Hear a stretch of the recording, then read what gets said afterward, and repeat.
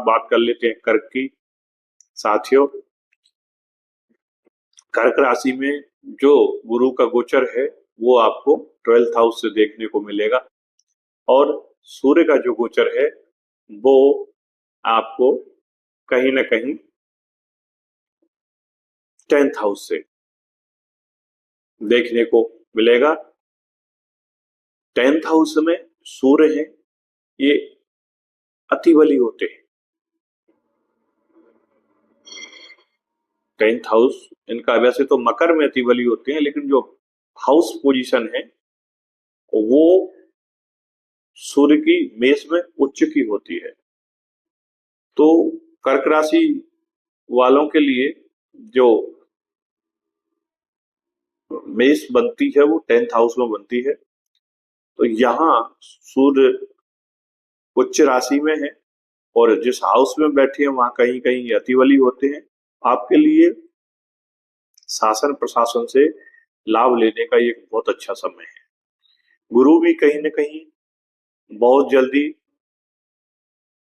पहुंचने वाले हैं मिथुन से कर्क में, और ये पुनर्वसु नक्षत्र में गोचर है गुरु का, क्योंकि अस्त होने से प्राय अब ये जागृत हो गए हैं। तो गुरु की कृपा भी आपको कहीं न कहीं मिलने वाली है। उच्चाभिलाषी है गुरु इस समय, अपनी उच्च राशि में जाने के लिए तत्पर है।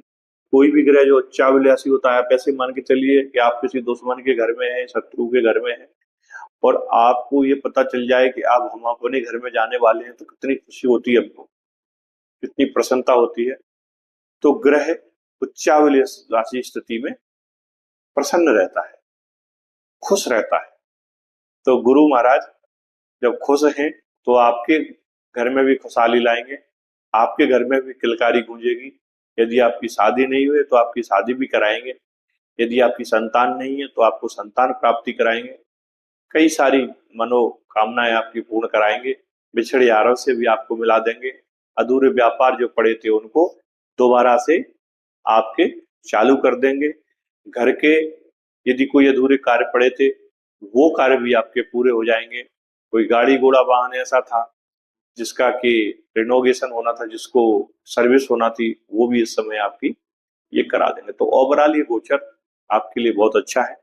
बेनिफिट्स लीजिए इस गोचर का, और राधा कृष्ण की आराधना करिए।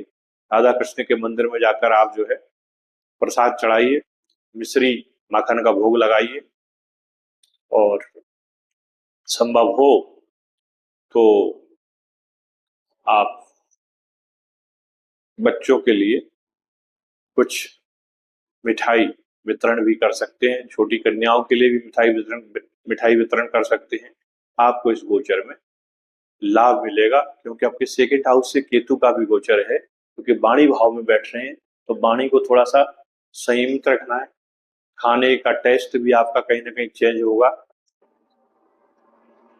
फैमिली परिवार में भी थोड़ा सा आपको दूरियां बनती नजर आएंगी। हो सकता है किसी काम से आप दूर चले जाएं, या कुछ वाद विवाद के कारण आप उनसे दूर हो जाएं, ये भी आपको देखने को मिलेगा। ससुराल पक्ष से कुछ धन की प्राप्ति आपको हो सकती है। कुछ गुप्त रास्तों से ऐसा पैसा आपको मिल सकता है जिसकी आपने कल्पना ही नहीं की थी, जिसके बारे में आपने सोचा ही नहीं था।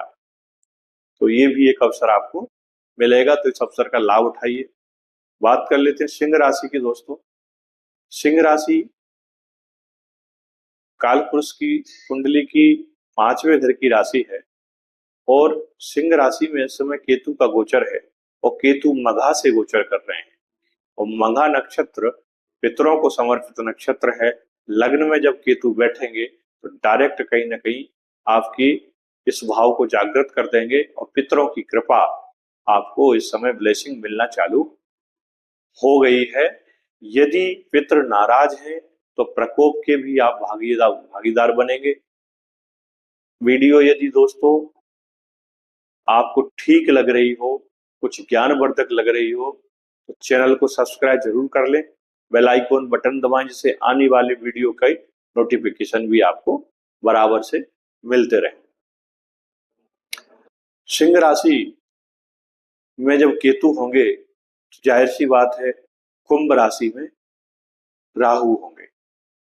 राहु 7th हाउस में बैठेंगे, 7th हाउस को एम्पलीफायर करेंगे, व्यापार में आपको ग्रोथ दिलाएंगे, वृद्धि दिलाएंगे। आपका जो दाम्पत्य है, यदि राहु अच्छे हैं तो उसमें मधुरता आएगी, और यदि राहु या केतु आपके ठीक नहीं है तो ये फिर लड़ाई झगड़े और तलाक वाली सिचुएशन खड़ी कर देते हैं। तो थोड़ा सा दाम्पत्य को संभल के आपको चलाना है। यदि पार्टनरशिप में कोई काम कर रहे हैं तो पार्टनरशिप में भी कार्य व्यवहार और मानसिक संतुलन बनाए रखें, जिससे कि आपको कोई बाधा व्याधा आपके काम में ना आए। मित्रों, सिंह राशि में जो गुरु का गोचर है वो लाभ भाव से है, इस समय 11th हाउस से है। तो गुरु भी जागृत हो गए हैं, परम मित्र होते हैं सूर्य के, और सूर्य इस समय उच्च राशि में है, जो कहीं ना कहीं सूर्य की मित्र मंगल की राशि है, मेष राशि, उसमें सूर्य का गोचर है। और सिंह राशि के जो ऑनर हैं सूर्य हैं, वो इस समय आपके भाग्य भाव से बैठ के आपको सपोर्ट कर रहे हैं, लाभ भाव में बैठ के गुरु आपको सपोर्ट कर रहे हैं। तो आपकी तो वैसी बल्ले बल्ले है। हाँ, थोड़ा शनि की ढैया वैया से आपको बचना है, उसके प्रभाव से मुक्ति पाने के लिए या बचने के लिए आपको हनुमान चालीसा का पाठ करना चाहिए, शिव मंदिर जाना चाहिए, और शनिवार को शनि मंदिर जाकर पीपल के पेड़ पर आपको दीपक लगाना चाहिए। तो आपके जो भी कार्यों में रुकावट है, जो भी बाधा व्याधाएं हैं, वो आपकी दूर हो जाएंगी। जैसा कि मैंने बताया कि केतु मघा से गोचर कर रहे हैं, मघा मीन सिंहासन, तो ये अगर आपके लिए सपोर्टेबल हो गए तो आपको सिंहासन दिला देंगे, आपको गद्दी दिला देंगे, जिसकी आप लंबे समय से आस कर रहे थे। आप अगर राजनीति में हैं दोस्तों और आपको पद प्राप्ति नहीं है, आप अगर बैठे हुए खाली, तो ये मान के चलिए कि अवसर है कि आपको सिंहासन आरूढ़ करा ही करा देंगे। तो केतु के लिए आपको क्या करना है? आवारा कुत्तों को दूध रोटी खिलाना है, आपको गणेश जी की सेवा करना है, जिससे केतु प्रसन्न होते हैं। छोटी कन्याओं को भोजन करा सकते हैं। जो किन्नर समुदाय है उनको भी आप दान दे सकते हैं। एक टोटका होता है कि यदि आप कोई पैसा किन्नर को दे रहे हैं तो उनसे 1 रुपया बरकत के नाम पर वापस ले लीजिए और उसको अपने गले में रख लीजिए, अपने पर्स में रख लीजिए, आपकी बरकत आना आपको चालू हो जाएगी। ये लोग बहुत अच्छी दुआएं देते हैं। मेरी राय है आप लोगों को कि इनका सम्मान किया करें, इनका मजाक न उड़ाया करें, क्योंकि ये भी ईश्वर के द्वारा बनाई हुई एक जीव है, मानव जाति में जन्म लिए हैं। जेंडर इशू बन जाने की वजह से, हार्मोनल डिसऑर्डर हो जाने की वजह से वो एक अलग जेंडर बन जाते हैं। तो बात सिंह राशि की हो रही थी दोस्तों। तो सिंह राशि में ये सब चीजें मिलेंगी आपको। राशिफल की डिटेल चर्चा हम सेपरेट वीडियो में करेंगे। बात करते हैं कन्या राशि की। कन्या राशि के स्वामी है बुध, और बुध महाराज बैठे हुए सूर्य के साथ ही गोचर कर रहे हैं, मेष से ही गोचर कर रहे हैं। तो मेष से जब गोचर कर रहे हैं और अष्टम से गोचर कर रहे हैं सूर्य, तो वैसे तो अष्टम के सूर्य बहुत अच्छे नहीं होते हैं, लेकिन कई बार यदि आप रिसर्च वर्क में हैं या कोई ऐसे काम कर रहे हैं जो जमीन के नीचे पाए जाने वाले पदार्थों का व्यापार या बिजनेस कर रहे हैं, तब आपके लिए ये बहुत बेनिफिट दे जाएंगे। केतु का गोचर 12th हाउस से है। 12th हाउस मोक्ष का घर माना जाता है, केतु का घर अपना घर माना जाता है। थोड़ा सा व्यक्ति ऐसी सिचुएशन में आध्यात्मिक हो जाता है। और चूंकि राहु 6वें घर से गोचर राहु का बनेगा, तो 6वें घर में राहु बहुत स्ट्रांग होता है, बहुत कारगर होता है, बहुत बलवान होता है। आपको शत्रु हंता योग आपके साथ बनाता है। आपके लीगल इशू अगर कोई है तो वो क्लियर हो जाएंगे, बशर्ते कि राहु केतु आपके हॉरोस्कोप में अच्छे हों। हॉरोस्कोप में ये आपको देखना है, देखना नहीं आता है तो आप हमसे पर्सनल कंसल्टेंसी ले सकते हैं। हम एक निश्चित उसके एवज में राशि लेते हैं। व्हाट्सएप पर आप अपना डीओबी डिटेल भेजिए और हम आपको उचित जो मार्गदर्शन होगा आपका करेंगे। कन्या राशि वालों के लिए समय ठीक है, सो है। शनि चूंकि कहीं ना कहीं आपके 7th हाउस से गोचर कर रहे हैं, तो दाम्पत्य में इशू बन सकता है। थोड़ा सा आपस के जो रिलेशन है उनमें थोड़ी विरक्ति आ सकती है, थोड़ा उदासीनता आ सकती है। आइसोलेशन के प्लानेट हैं शनिदेव।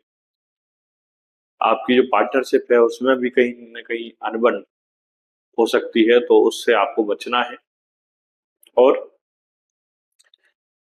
आपको अपने जो राशि के स्वामी हैं, लग्न के स्वामी हैं बुध महाराज, उनके लिए आपको गणेश जी की आराधना करना है, शिव परिवार की आराधना करना है। बुधवार के दिन गाय को हरा चारा जरूर खिलाएं आप, आपको इससे काफी लाभ मिलेगा। मित्रों, वीडियो को सब्सक्राइब जरूर कर लें, जिससे कि आने वाले जो मेरे वीडियो हैं वो आप तक पहुंच सके। और नोटिफिकेशन के लिए बेल आइकन बटन भी दबा लें, तो जो डिटेल वीडियो आएगी उसका आपको नोटिफिकेशन पहुंच सके। कन्या राशि के लिए ओवरऑल ये समय ठीक है। मैं इतना ही कहूंगा, यदि देश विदेश वाले कोई काम है तो कर डालिए, क्योंकि ये कहीं न कहीं इस समय फॉरेन के योग बना रहा है। कोई वाद विवाद, कोई कर्ज, कोई इस तरह का छुपा शत्रु था, तो वो इस समय आप सामने आ जाएगा और उसका निराकरण निपटारा भी हो जाएगा। कन्या राशि के लिए व्यापार का ये जो समय है वो थोड़ा स्लो रहेगा, और स्लो ही आप इन्वेस्टमेंट करें। बहुत ज्यादा इन्वेस्टमेंट नहीं करना है, नहीं तो कई बार लॉसेस के चांसेस भी देखने को मिल जाते हैं। कन्या